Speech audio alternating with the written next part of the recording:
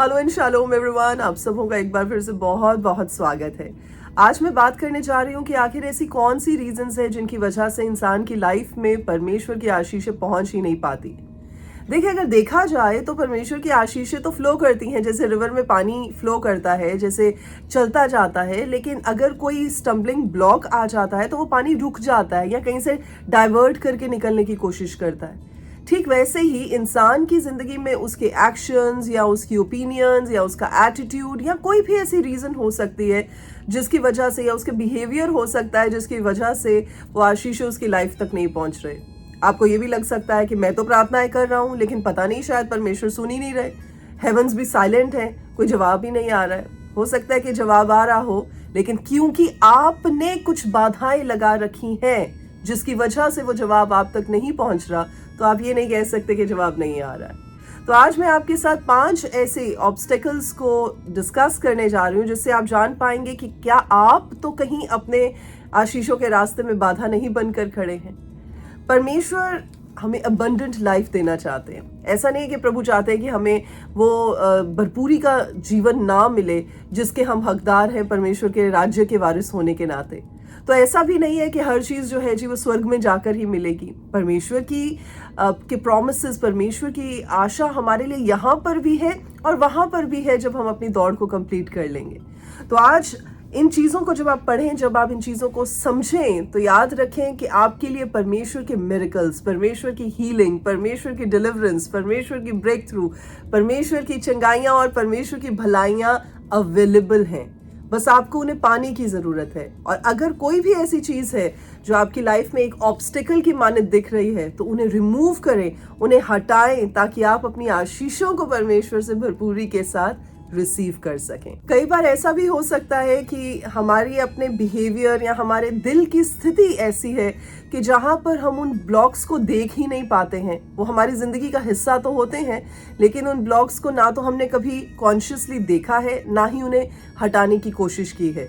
तो आज जब मैं आपके साथ ये डिस्कस करने जा रही हूँ, मैं विश्वास करती हूँ कि आप जानने पाएंगे कि ये ब्लॉक्स आपके लिए हटाने कितने जरूरी हैं ताकि आप परमेश्वर की आशीषों को अपनी लाइफ में पा सकें। सबसे पहली चीज जो मैं शेयर करना चाहती हूँ वो ये है कि जब हम अनाज्ञाकारिता में या डिसओबीडियंस में ऑपरेट करते हैं, परमेश्वर का वचन बताता है कि आज्ञा मानना कुर्बानी चढ़ाने से कहीं बेहतर है। और जब परमेश्वर के वचन में ये बात लिखी है तो प्रभु एक्सपेक्ट करते हैं कि जो इंस्ट्रक्शन हमें दी जा रही है, जो बात हमसे की जा रही है, हम उसके अकॉर्डिंगली अपने कदमों को, अपने स्टेप्स को ऑर्डेन करें। चलिए मैं आपको एक एग्जाम्पल देती हूँ। जब प्रभु ने राजा शाऊल को ये कहा था कि अमालेकियों को डिस्ट्रॉय करना है, क्योंकि उन्होंने इजरायलियों का बुरा हाल कर रखा था, उनके ऊपर बहुत सारे जो कष्ट लेकर आए थे, तो प्रभु ने जब अमालेकियों को इजरायलियों के हाथ में किया तो शाऊल को ये बात बड़ी क्लियरली बताई गई कि जो कुछ भी उनका है उसे डिस्ट्रॉय करना है। अब वो क्या करता है, अपनी तरफ से थोड़ा अच्छा बनने की कोशिश करता है और अमालेकियों के राजा को स्पेयर कर देता है, उसकी जिंदगी को जो है वो स्पेयर कर देता है और साथ ही उनके कुछ एनिमल्स भी रख लेता है। वो सोचता है चलो एक काम करूंगा कि मैं परमेश्वर के सामने ये अच्छे अच्छे एनिमल्स जो हैं इनकी बलि चढ़ाऊंगा और प्रभु खुश हो जाएंगे। अब उसका मोटिव तो अच्छा था, इंटेंशन भी अच्छी थी कि चलो प्रभु के लिए कुछ करना चाहता है, बट ये ग्रॉस वायलेशन थी परमेश्वर की इंस्ट्रक्शंस की। अब प्रभु ने कहा था कि सब चीजों को डिस्ट्रॉय करना है और वो अपनी तरफ से कुछ अपनी चीजों को ऐड करके उन कामों को पूरा करना चाह रहा था। और हुआ क्या नतीजा? ऑब्वियसली परमेश्वर ने उसे अयोग्य जाना। देखिए, जब जब हम परमेश्वर की इच्छा में अपनी इच्छा को मिलाने की कोशिश करते हैं, जब जब हम परमेश्वर की मर्जी को नाअदुली करके हम अपनी इच्छा को आगे रख के कुछ करने की कोशिश करते हैं, तो हम उस डिसओबीडियंस में होकर चलते हैं, उस अनाज्ञाकारिता का शिकार हो जाते हैं जो प्रभु हमसे नहीं चाहते। प्रभु हमसे कंप्लीट सबमिशन चाहते हैं, हमारी मर्जी को परमेश्वर की मर्जी में मिंगल करने की अलाउंस चाहते हैं। और प्रभु चाहते हैं कि जो कुछ भी वो हमारे लिए योजनाएं बनाते हैं हम उन्हें परमेश्वर में फेथफुली होकर पूरा कर सकें। देखिए, मुझे ऐसा जान पड़ता है कि जब हम परमेश्वर की आज्ञा में चलते हैं, प्रभु की इंस्ट्रक्शंस को फॉलो करते हैं, तो ये शायद एक रोड मैप की मानद होता है। कि अगर आप किसी नई जगह पर जा रहे हैं और आपको एक रोड मैप दे दिया जाए, या आप जैसे गूगल मैप्स को फॉलो करते हैं, तो आप उस मैप को फॉलो करेंगे। वो जो जो इंस्ट्रक्शंस आपको देगा वो आप फॉलो करेंगे, ताकि आप उस डेस्टिनेशन तक पहुंच सके जिसके लिए आपने उस मैप को ऑन किया है। ठीक है, ऐसे ही जब परमेश्वर आपको कोई इंस्ट्रक्शंस देते हैं, अपने वचन के द्वारा बात करते हैं, आपको कोई जो है नियम दिए जाते हैं, वो इसलिए दिए जाते हैं ताकि आप उस जगह तक, उस पॉइंट तक पहुंच सकें जहां पर आपको परमेश्वर पहुंचाना चाहते हैं। अगर आप अपनी मर्जी करेंगे कि नहीं, मैं तो अपनी डायरेक्शंस के हिसाब से चलूंगा, मैं शॉर्टकट ले लेता हूँ, मैं किसी और रास्ते से निकल जाता हूँ, ओ मुझे इस रास्ते के बारे में पता है, मैं अपने आप मैनेज कर लेता हूँ, और आप गुम जाएं, तो आप रोड मैप को या आप डायरेक्शन दिखाने वाले को नहीं कोसेंगे, आप ऑब्वियसली अपनी अकल को कोसेंगे, क्योंकि आपने उसमें मिलावट कर दी। ठीक ऐसे ही जब परमेश्वर हमें कोई बात कहते हैं, अगर आप उसमें मिलावट करते हैं, तो आप अपने लिए एक बड़ा स्टम्बलिंग ब्लॉक ले आते हैं, जिसकी वजह से परमेश्वर आपको आशीष नहीं दे सकते। अब कई ऐसी आशीषें होती हैं जो ओबीडियंस के साथ जुड़ी हुई होती हैं। जब बच्चे अपने बड़ों का कहना मानते हैं, तो उनकी ओबीडियंस में चलते हैं, तो कुछ आशीषें होती हैं जो उनकी तरफ से रिलीज की जाती हैं। ठीक है, ऐसे ही परमेश्वर के राज्य में भी कुछ ऐसी बरकतें होती हैं जो सिर्फ तब रिलीज की जाती हैं जब हम आज्ञाकारी होते हैं, जब हम ओबीडियंट होते हैं। तो डिसओबीडियंट अगर आप हैं, आपकी जिंदगी में कहीं भी ऐसा है कि प्रभु ने कहा कुछ और है, आप कर कुछ और रहे हैं, तो आपको अपने आप को चेक करने की जरूरत है, और उससे वापस रिट्रीट करके आपको परमेश्वर से माफी मांगकर अपने स्टेप्स को ठीक करने की जरूरत है। दूसरी मेन रीजन जबकि लोगों की आशीषें रुकती हैं, उनकी लाइफ में नहीं आती, वो इसलिए क्योंकि वो डाउट करते हैं, वो अनबिलीव का शिकार है। देखिए, जब परमेश्वर के वचन में बात की जाती है, तो प्रभु फेथ के ऊपर बार बार हमें हमारे ध्यान को लाने की कोशिश करते हैं, हमारे विश्वास की बढ़ोतरी की बात की जाती है। क्योंकि डाउट क्या करता है, डाउट एक फॉग की मानद, वो एक धुंध की मानद सारी चीजों के ऊपर पड़ जाता है, जिससे हम क्लैरिटी के साथ आगे आने वाली चीजों को देख ही नहीं पाते हैं। तो जब परमेश्वर फेथ के बारे में बात करते हैं, जब प्रभु विश्वास के बारे में बात करते हैं, तो हम देखते हैं इब्रानियों की पत्री उसके 11th चैप्टर में 1st आयत में भी यही है कि फेथ उन चीजों को जिनको हमने देखा ही नहीं है, उनके हिसाब से चलने की बात की जाती है। फेथ आशा की हुई चीजों का निश्चय और अनदेखी चीजों का प्रमाण है, जिनको हमने देखा ही नहीं, पर फिर भी हम विश्वास कर रहे हैं कि वो चीज होगी। जब प्रभु यीशु मसीह पानी पर चलकर आ रहे थे और पतरस ने देखा और बाकी चेलों ने भी देखा, सिर्फ पतरस ने ये बात कही कि प्रभु मैं भी चलना चाहता हूँ। परमेश्वर ने एक बात ही कही कि आ, और वो उस पर चलना शुरू हो जाता है। यानी जब तक वो डाउट नहीं कर रहा था, जब तक उसका फेथ परमेश्वर के ऊपर स्ट्रांग था, तब तक वो पानी पर चल रहा था। लेकिन जैसे उसका ध्यान भटकता है, जैसे अनबिलीफ की आंधियां उसके सामने आती हैं, जैसे डाउट की आंधियां उसके ध्यान को भटकाती हैं, तो हम देखते हैं कि वो डूबने लगता है। तो मेरे अजीजों, जब परमेश्वर के साथ आप चलते हैं, तो जब परमेश्वर ने आपकी जिंदगी में कोई आशीष रिलीज कर रही है, तो ऐसा मत सोचें कि ये कैसे पूरी होगी, मेरे पास तो प्रोविजंस नहीं है, मेरे पास तो कोई रिलेशनशिप्स नहीं है ऐसे, मेरे पास तो कोई पार्टनरशिप्स नहीं है ऐसी, तो ये पूरी कैसे होंगी। उस समय डाउट ना करें, उस समय सिर्फ रिसीव करें और इस बात को कहें कि प्रभु, क्योंकि आपने कहा है, क्योंकि आपने कहलाया है, क्योंकि आपके मुंह से निकला है, क्योंकि आपके वचन में लिखा है, इसलिए मैं रिसीव करता हूँ। और जब आप रिसीव करेंगे, आप देखेंगे कि परमेश्वर आपकी जिंदगी में उस आशीष को अनएक्सपेक्टेडली पूरा करेंगे। तो अपने लिए खुद ही स्टम्बलिंग ब्लॉक ना बन जाएं कि जी मैं कैसे पूरा करूंगा, कैसे होगा, कैसे जिंदगी में ये चीज को अकम्प्लिश होते हुए देखूंगा। बस विश्वास करें। मैं इस पर आपको एक एग्जाम्पल देना चाहूंगी कि जब हम जजेस की किताब में देखते हैं, चैप्टर नंबर 4 और 5 में, तो हम वहां पर देबोरा के बारे में और बराक के बारे में पढ़ते हैं। देबोरा इस बात को कहती है बराक को कहते हुए कि तू आर्मी लेकर जा, परमेश्वर तुझे जीत देंगे।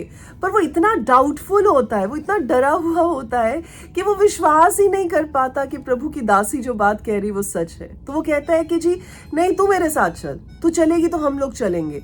और वो कहती है कि just because of this attitude of yours, तेरे इस रवैये की वजह से परमेश्वर एक औरत के जरिए इस लड़ाई को जीतने का मौका देंगे। तो एक्चुअली जो ऑनर तुझे मिलना चाहिए था वो किसी औरत को मिलेगा। और हम देखते हैं कि एक्चुअली हुआ भी ऐसा ही। तो उसके डाउट ने क्या किया, उससे वो महिमा छीन ली। बराक के उस डाउट ने उसकी जिंदगी से उस बड़ी लड़ाई की, उस योजना की जो परमेश्वर ने उनके सामने रखी थी, जिसमें उसे ऑब्वियसली एक बड़ा औहदा मिल सकता था, एक बड़ा मुकाम मिल सकता था, उस डाउट की वजह से उसने उस मुकाम को खो दिया। और एक औरत जिसने कि उस एनिमी राजा को मारा, उस औरत की वजह से ये लड़ाई जो थी परमेश्वर ने इजराइलियों के हाथ में दे दी। तो आपका डाउट जो है, आपका अविश्वास जो है, एक्चुअली आपके आशीषों के रास्ते में एक बड़ी बाधा सिद्ध हो सकता है। तो अगर आज आपकी लाइफ में डाउट है, अगर आपकी लाइफ में अनबिलीफ है, तो उसे निकाल कर बाहर फेंक दें। याद रखें कि परमेश्वर आपको भरपूरी के साथ भरना चाहते हैं, तो इसीलिए इन बाधाओं को हटाएं ताकि आप प्रभु की अबंडेंस को अपनी लाइफ में एक्सपीरियंस कर सकें। आप इस बात को थोड़ा और आसानी से समझ सकते हैं। मान लीजिए अगर आपको कोई चीज पेंट करनी है किसी कैनवस के ऊपर, आप कंफ्यूज हैं, अच्छा कौन सा कलर यूज करूं, आप कंफ्यूज हैं कौन सा ब्रश यूज करूं, तो हर बार आप इस कंफ्यूजन में रहेंगे, आप डाउट में रहेंगे कि कौन सा रंग अच्छा लगेगा, कौन सा ब्रश सही रहेगा, कौन सा स्ट्रोक मुझे यूज करना चाहिए, तो आप उस पेंटिंग को कभी कंप्लीट ही नहीं कर पाएंगे। जब आपके माइंड में क्लैरिटी है कि हाँ मुझे ये कलर्स यूज करने हैं, मुझे ये ब्रशेस यूज करने हैं, मुझे इन स्ट्रोक्स के साथ काम करना है, तो आप देखेंगे कि आपकी पेंटिंग जो है, जिसे आप बनाना चाहते हैं, उसे आप कंप्लीट भी कर पाएंगे, खूबसूरती के साथ भी उसको एंजॉय कर पाएंगे, और ऑब्वियसली जो आप देखना चाहते थे वो आपकी आंखों के सामने पूरा भी होगा। लेकिन अगर आप डाउटफुल ही रहेंगे तो आप कभी अपने प्लान को अकम्प्लिश ही नहीं कर पाएंगे। तो आज इस बात को याद रखें कि डाउट एक बड़ा अविश्वास, एक बड़ा स्टम्बलिंग ब्लॉक है जिसे निकलना जरूरी है। तीसरा स्टम्बलिंग ब्लॉक जो कि परमेश्वर के लोगों को प्रभु की आशीष पाने से रोकता है, वो है जब आप किसी को माफ नहीं कर पाते। आपने देखा होगा पिछले कुछ वीडियोस में हमने इस टॉपिक के ऊपर बहुत बार बात की है, और मुझे नहीं पता कि परमेश्वर क्यों इस बात को बार बार कहला रहे हैं, क्योंकि हो सकता है कि आपकी लाइफ में और सब चीजें बढ़िया है, लेकिन एक ही कमी पाई जाती है, और वो ये है कि आपने ग्रजेस को होल्ड ऑन किया हुआ है। आपने उन पीड़ाओं को जिनकी वजह से आप दुखी रहे हैं, उन्हें अभी भी होल्ड किया हुआ है, और जिन्होंने आपको वो दर्द दिए हैं आप उन्हें लेट गो नहीं कर रहे। तो आपने क्या किया है, आपने अनफॉरगिवनेस के साथ अपनी जिंदगी को पकड़े हुआ है, जकड़े हुआ है, जिसकी वजह से परमेश्वर की जो आशीषें आपकी लाइफ में आनी चाहिए वो आ नहीं रही हैं। देखिए, मैं ऐसा कहूंगी कि जब आप किसी को माफ नहीं कर पाते, वो एक ऐसी सिचुएशन की मानद होता है कि आप खुद जो है वो पॉइजनस पानी पी रहे हैं, यानी कि जहर मिला हुआ पानी पी रहे हैं, और आप ये एक्सपेक्ट कर रहे हैं कि जो दूसरा बंदा है वो मर जाए इस पानी से। जी नहीं, जब पी आप रहे हैं, जब कंज्यूम आप कर रहे हैं, तो आप ये नहीं एक्सपेक्ट कर सकते कि नुकसान किसी और का होगा। तो जब आप किसी को माफ नहीं कर पा रहे हैं, तो उससे दूसरे का कोई नुकसान नहीं है, आपका नुकसान है, क्योंकि आपकी आशीषें आप तक नहीं पहुंच रही हैं, क्योंकि आपका मन जो है वो खाली नहीं हो रहा है, क्योंकि आप परमेश्वर के ऊपर पूरी तरह से डिपेंड नहीं कर पा रहे हैं, क्योंकि आप उस क्लैरिटी के साथ अपनी जिंदगी नहीं जी पा रहे हैं, और उस दर्द को भरने का मौका नहीं दे रहे हैं। देखिए, परमेश्वर के वचन में मत्ती रचित सुसमाचार चैप्टर नंबर 6 वर्स नंबर 14 में ये बात कही गई है, जब आप किसी को माफ करते हैं तब आप परमेश्वर की माफी को रिसीव कर सकते हैं। So unless you forgive people, you can't expect God to forgive you your sins. तो इसलिए परमेश्वर से माफी मांगने से पहले उन सब लोगों को माफ करें जिन्हें आप माफ नहीं कर पाए हैं, ताकि आप अपने आप को उस बर्डन से रिहा कर सकें, उस बड़े बोझ से अलग कर सके जिसको अभी तक आप कैरी कर रहे हैं। एक बहुत प्यारा एग्जाम्पल है जो कि जेनेसिस की किताब में आप पढ़ते हैं, और उसके चैप्टर नंबर 33 में पढ़ते हैं, और वहां पर आप देखते हैं ईसाऊ और याकूब के बारे में। अब देखा जाए तो ईसाऊ के पास हर एक ऐसी रीजन थी जिसकी वजह से वो जेकब से, याकूब से घृणा करता, उसे अनलाइक करता, या उसको हेट करता, या उसके साथ बिटरनेस के साथ बर्ताव करता।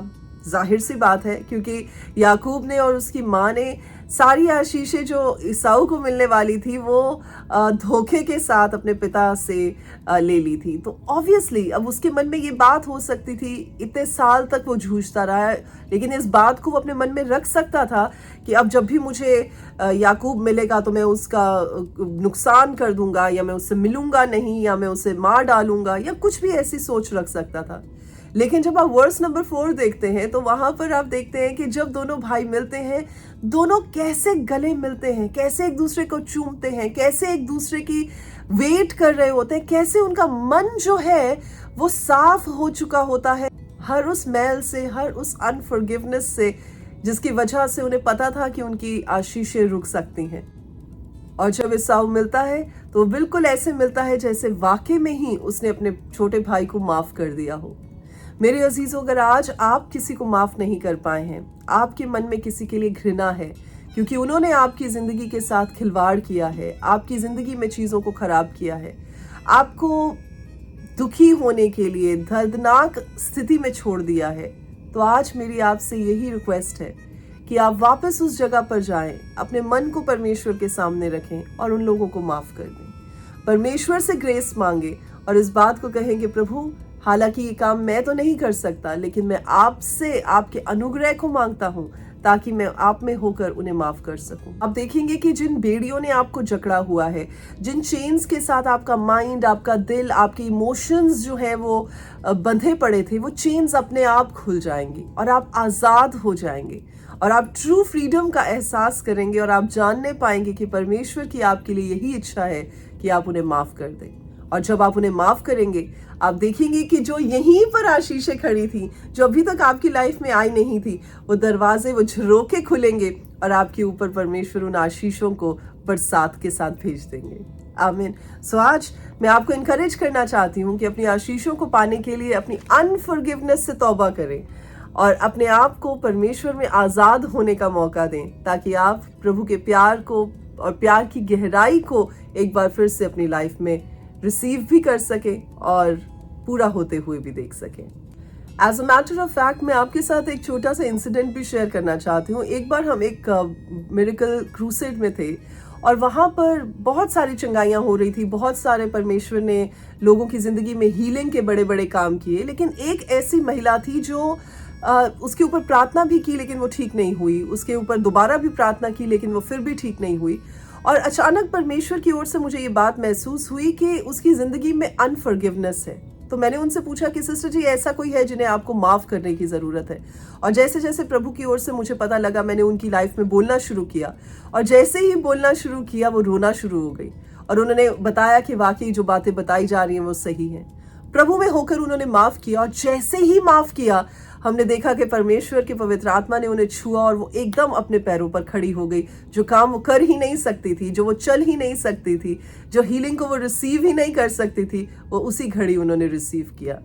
तो जो बात मैं आपको बता रही हूँ, ये सिर्फ ये नहीं है कि मैं आपको सिर्फ इनकरेज कर रही हूँ या मैं सिर्फ आपको बताना चाह रही हूँ। मैं आपको विद एक्सपीरियंस इन बातों को बता रही हूँ कि ये स्वाभाविक है और ये रियल चीज़ें हैं जो आपकी ब्लेसिंग्स को, आपकी हीलिंग तक को रोक सकती है। इसीलिए अगर आज आपकी लाइफ में अनफॉरगिवनेस है तो माफ़ करके अपनी हीलिंग को रिसीव करें ताकि आप परमेश्वर से भरपूरी की ज़िंदगी को हासिल कर सकें।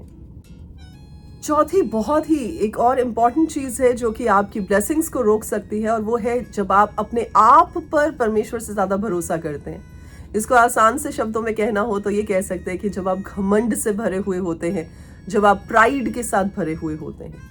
देखिए, जब हम अपने पर विश्वास करते हैं तो हम परमेश्वर को ये बता रहे होते हैं, डोंट वरी, मैं अपने आप हैंडल कर लूंगा ये चीज़ें। और अपने पे विश्वास करना एक्चुअली बड़ी डेंजरस जगह होती है। प्रोवर्ब्स, नीति वचन की किताब, उसके चैप्टर नंबर 16 और वर्स नंबर 18 में ये बात कही गई है कि डिस्ट्रक्शन से पहले घमंड आता है। यानी जब बंदा विनाश की ओर बढ़ रहा होता है तो उससे पहले उसको घमंड पैदा हो जाता है उसके मन में। तो अगर आपके मन में घमंड आता है, अगर आप अपने आप को परमेश्वर से आगे रख रहे हैं और आप प्रभु की गति से आगे बढ़ने की कोशिश कर रहे हैं, तो याद रखें, ये आपकी ब्लेसिंग्स को भी रोकेगा और आपको डिस्ट्रक्शन के रास्ते पर भी लेकर जाएगा।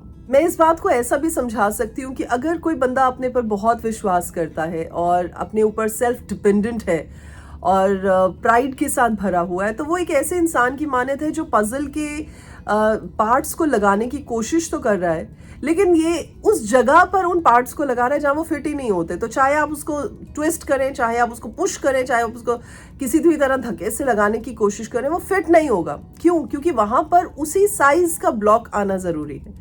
तो जब परमेश्वर के ऊपर से आपकी रिलायंस हट जाती है, आपकी डिपेंडेंसी हट जाती है और आपकी अपनी बुद्धि, आपकी अपनी अकल पर अपनी डिपेंडेंसी आ जाती है, तो बस आप यही कर रहे हैं कि जिस ब्लॉक में वो पीस आना सही नहीं है, आप उसमें फिट करने की कोशिश कर रहे हैं। ऑब्वियसली तो आप सारी पजल को खराब कर देंगे। एक एग्जाम्पल बहुत प्यारा है जो कि 2 क्रॉनिकल्स, दूसरा इतिहास, उसके 26 चैप्टर में आप पढ़ते हैं।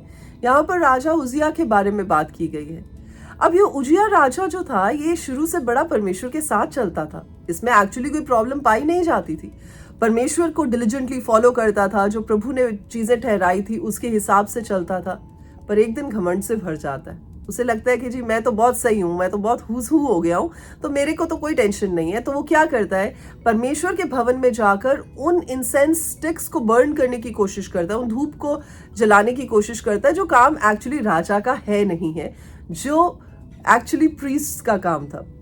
तो याजकों के काम को उसने अपने करने के लिए सही समझा, जबकि ये इंस्ट्रक्शन परमेश्वर की ओर से नहीं थी। अब उसे रोका भी गया पर वो बाज ही नहीं आया, और जब वो ये काम कर बैठता है तो हम देखते हैं कि परमेश्वर का गुस्सा उस पर कैसे भड़कता है और वो पूरा का पूरा जो है लेप्रोसी के साथ भर जाता है। तो जहां जहां इंसान परमेश्वर की जगह लेने की कोशिश करता है, या यूं कह दीजिए कि अपना भगवान बनने की कोशिश करता है, या यूं कह दीजिए कि परमेश्वर के ऊपर से भरोसे को हटाकर अपनी गति, अपनी अकल, अपने समझ पर भरोसा करता है, तो वहां वो सिर्फ अपनी आशीषों से वंचित ही नहीं रहता है, लेकिन दूसरों के लिए भी एक बड़ी ठोकर का कारण बनता है। तो इसलिए याद रखें कि अगर आपकी लाइफ में कुछ भी ऐसा है जहां पर आप प्राइडफुली करने की कोशिश करते हैं, वहां पर अपने आप को एक बार फिर से परमेश्वर के सामने दीनता के साथ लेकर आए, ताकि आप अपनी आशीषों को परमेश्वर से हासिल कर सकें। और यहाँ पर एक बात मैं और कहना चाहूंगी कि परमेश्वर हमेशा इस बात की वेट करते हैं कि हम परमेश्वर की मदद मांगे, और वो कभी ऊबते नहीं है कि जब हम प्रभु की मदद मांगते हैं, चाहे काम छोटा है चाहे बड़ा है। पर परमेश्वर इस बात में खुशी मनाते हैं कि जब हम प्रभु की मदद मांगते हुए उस काम को प्रभु में होकर पूरा कर सकते हैं। It's okay to not have answers to all your questions. कई बार आपके पास हर क्वेश्चन, हर प्रश्न का उत्तर नहीं होगा, पर ये ठीक है, कोई प्रॉब्लम नहीं है। बजाय इसके कि आप सारे उत्तर, सारे आंसर्स ढूंढने की खुद ही कोशिश करें, try to rely on the Lord मोर।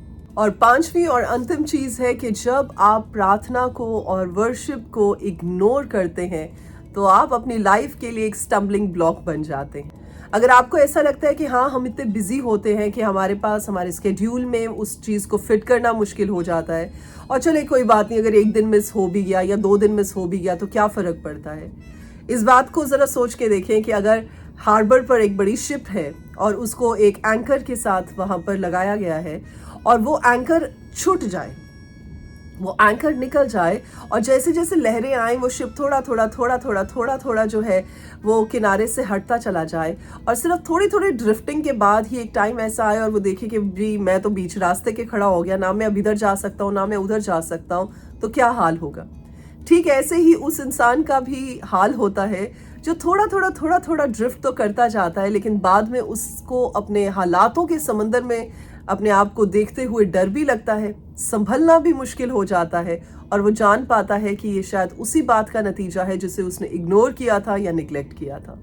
तो मेरे अजीजों, आज चाहे आपके पास समय नहीं भी होता है, पर फिर भी परमेश्वर की महिमा को, परमेश्वर के सामने प्रार्थना करने को, परमेश्वर के सामने अपने आप को लाने को कुछ ना कुछ तरीका बनाएं, ताकि आप उस समय को निकालने पाएं, ताकि आप उस समय को अलग करने पाएं, जबकि आप परमेश्वर के साथ पलों को अच्छे से बिता सकें और प्रभु की आज्ञाओं के अनुसार अपनी जिंदगी को जी सकें। जब हम फिलिपियों की किताब को पढ़ते हैं, उसके चैप्टर नंबर 4 वर्स नंबर 6 में ये बात कही है कि किसी भी बात की चिंता मत करो। पर वहां पर एक बात और लिखी गई है कि हर एक निवेदन जो है आपका, हर एक आपकी जो प्रार्थना है, पेटिशन है, वो परमेश्वर के साथ धन्यवाद के साथ चढ़ाना जरूरी है। सो धन्यवाद भी दें, परमेश्वर के सामने अपनी पेटिशंस भी रखें, परमेश्वर के सामने महिमा भी करें, और प्रभु को अपने दिल का हाल भी बताएं। अगर मैं एक एग्जाम्पल के साथ समझाना चाहूँ तो जोना की जिंदगी से हम सीख सकते हैं। वो थोड़ा ड्रिफ्ट कर रहा था, लेकिन करता करता कहाँ तक पहुंच गया, और उसका खामियाजा उसे कैसे भुगतना पड़ा हम सब जानते हैं। तो क्यों हम अपने आप को एक ऐसी सिचुएशन में लाएं जहां पर हमें पता हो कि हमने क्योंकि परमेश्वर के साथ उस समय को नहीं बिताया जो बिताना चाहिए था। क्योंकि हमने उस आवाज को उस समय नहीं सुना जो सुनना चाहिए था, क्योंकि हमने उस काम को नहीं किया जो करना चाहिए था, इसलिए आज हम इस स्थिति में हैं। तो बजाय इसके कि बाद में जाकर बड़ी प्रॉब्लम को आप हल करें, तो छोटी छोटी प्रॉब्लम्स को ही परमेश्वर के सामने लेकर आएं, ताकि आप उनको वहीं पर हल कर पाएं, उनके सोल्यूशन को वहीं अपनी जिंदगी में पाने पाएं और परमेश्वर से अपनी अबंडेंट ब्लेसिंग्स को देखने पाएं। तो आज इस मैसेज के साथ मैं आपको एनकरेज करना चाहती हूँ कि आप परमेश्वर में होकर अपनी जिंदगी को चलाएं। इन 5 बातों का खास तौर पर ख्याल रखें, और अगर आपकी लाइफ में इन 5 में से कोई भी ऐसा स्टम्बलिंग ब्लॉक पाया जाता है तो उसे फौरन अपनी जिंदगी से निकाल कर बाहर करें, ताकि आप अपनी प्रार्थनाओं के जवाब को प्रभु से हासिल कर सकें। हम आपको इनकरेज करना चाहते हैं कि आप हमारे मैसेजेस को सुने भी, दूसरों के साथ भी शेयर करें अगर आप इनके साथ प्रभावित होते हैं और आप इनसे सीखते हैं। अगर इन मैसेजेस में आपके लिए कुछ है तो आप अपने कमेंट्स भी हमारे कमेंट सेक्शन में लिख सकते हैं। अगर आप मोहाली या चंडीगढ़ इलाके में रहते हैं और आप किसी कलीसिया का हिस्सा नहीं है और आप चाहते हैं कि आप परमेश्वर के वचन की गहराई में बढ़ते चले जाएं और पावरफुल वर्शिप का मजा ले सकें, तो आप जरूर MTM अपोस्टोलिक चर्च में हमारे साथ संडे सर्विस में शामिल हो सकते हैं। डिटेल्स आपको डिस्क्रिप्शन बॉक्स में मिल जाएंगी और आप व्हाट्सएप पर हमारी लोकेशन को और एड्रेस को भी हासिल कर सकते हैं। आज के लिए बस इतना ही। परमेश्वर आपके साथ रहे। God bless you. शालोम।